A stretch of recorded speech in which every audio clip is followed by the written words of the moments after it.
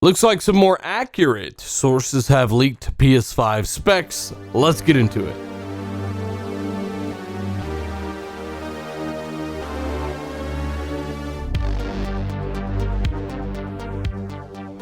What is going on, guys? Steeler here, back again with yet another video. Not a full production video, but I got a little bit of time. Figured I'd bring you some information from what has proven to be quite reliable sources. We've even got some information, some context offered by Albert Pinello himself. But hey, of course, as always, if you end up liking the video, maybe hit that like button, show a buddy. It really helps. Let's get into it. So as I said in this video, we got some PS5 power targets, some specs, of course, some context offered by Albert Pinello, and it all starts here. A well-known Reddit data miner has proven to be accurate in the past, has leaked some of the information, and this information also lines up with what other leakers have said as well. Bottom line, PS5 GPU comes in at around 9.2 teraflops. This is utilizing Navi 10, as I said in yesterday's video. Now keep in mind, some of this has already been leaked by someone called Kamachi. This guy's been proven to be quite accurate as well. These guys are data miners. They find code and information that normal humans don't have access to. Long story short, shitholes like Reset Era praise these guys and pretty much go off of everything they say. But on the other hand, Reset Era also says 72 teraflops is possible on a PS5. So what are you gonna believe? Well, you know what I'm gonna believe? I'm gonna believe someone like Albert Pinello with a proven track record. Yes, no one's perfect, but Pinello knows his stuff. In fact, he was the first one to reveal that Xbox One X would run some games in native 4K. Of course, the naysayers didn't believe him then, but they definitely do now. Pinello's legitimate, and this is what he had to say.